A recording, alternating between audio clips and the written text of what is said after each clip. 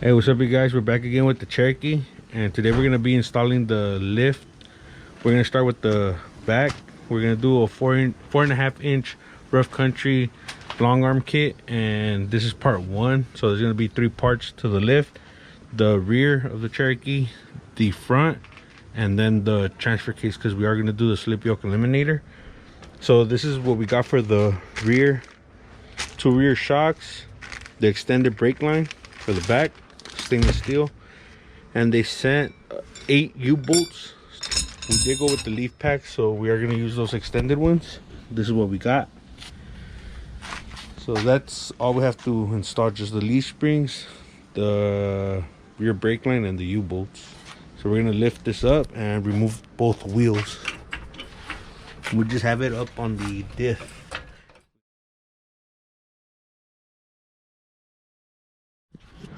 All right, so we're going to show you everything we do to one side. The passenger side is exactly the same as the driver, so we're going to be showing you on the driver side.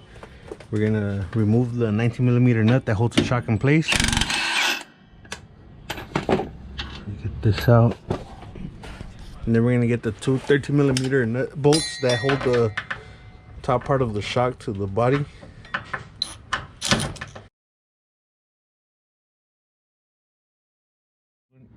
Now with the shock out of the way, we're going to remove the sway bar.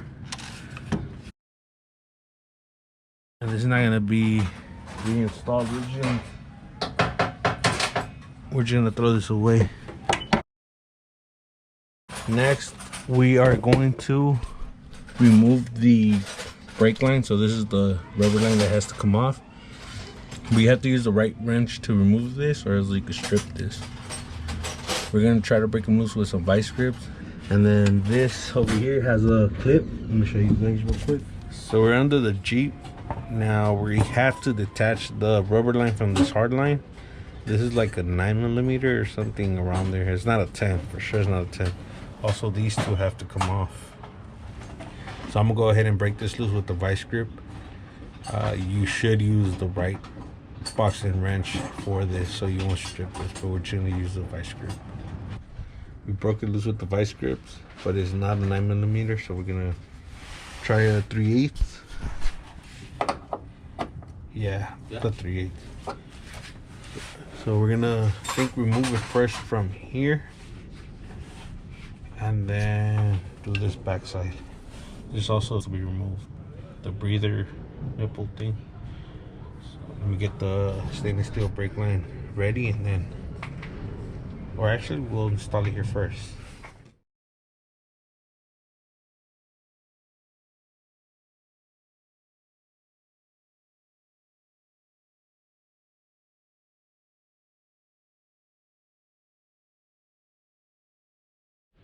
All right, so we went ahead and broke these loose. This one right here, and also this one right here. We struggled a little bit, but we were able to get them loose. So sometimes these end up breaking the nut in here. They are just tack welded, I think, but these came out pretty good. So we put them like all the way in again, just so they could be ready to come out when we remove all these 19mm nuts that hold the U-bolts.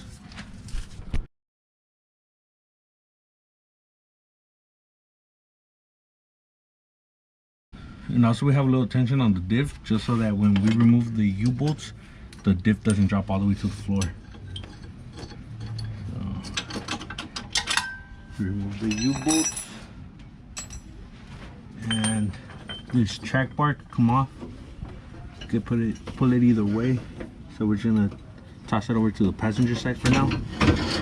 And keep in mind, whatever we're doing to the driver's side, we're also doing to the passenger side, so that everything could be lowered at the same time. If not, it's gonna get hung up by whatever is holding it on the passenger side. So the diff is ready to come down.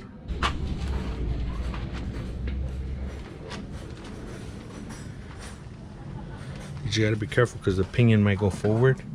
And also this isn't attached, because it's not even gonna reach anymore, so we're gonna have to extend that hook. We put a jack stand right there just because the pinion is all the way to the front. And now we should be able to lower this a little more. And also the handbrake cables are pretty stretched out. Actually, we're just gonna let it hang like that for now. We're gonna get to these bolts, both of them, and we're gonna pull out the leaf spring. So I think we're gonna start with the ones in the back. These are ready.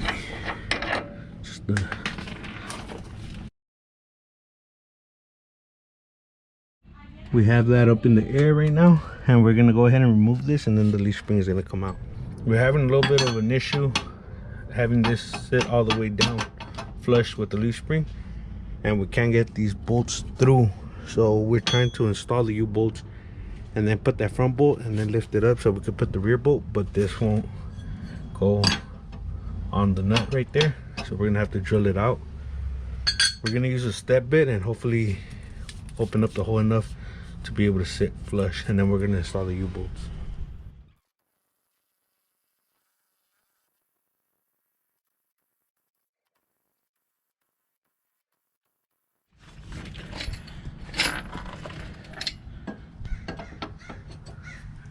Now it fits, and we're gonna be able to put our U-bolts through.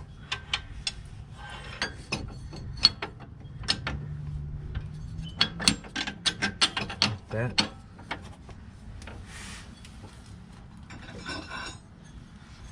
Let me see if the short ones fit better.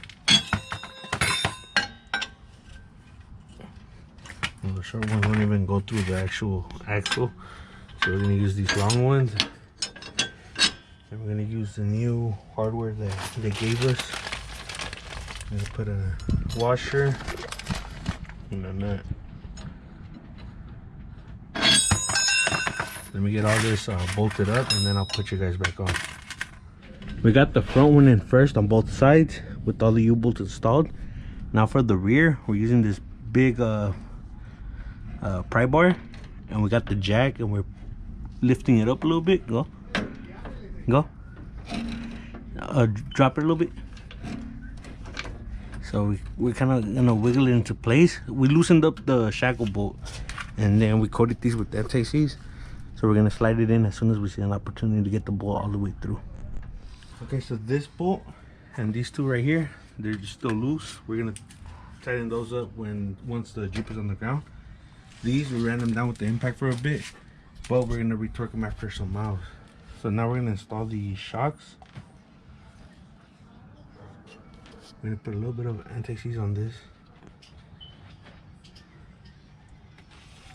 And then same thing as the stock shocks, you just slide them in.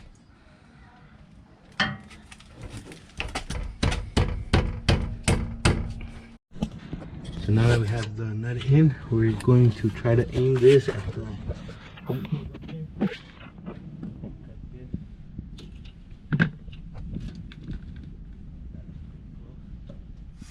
So last night we put the wheels back on. This is how much space we have between these wheels and the fender flare.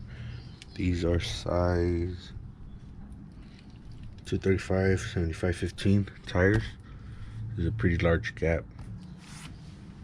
Let me measure. So there's at least 9.5 inches of space between the top of the wheel and the fender flare. So now we're going to torque this down to 115 foot-pounds. This upper bolt right there is also 115 foot-pounds. This lower one is 80 foot-pounds. And then the U-bolts are roughly 50 to 55 foot-pounds.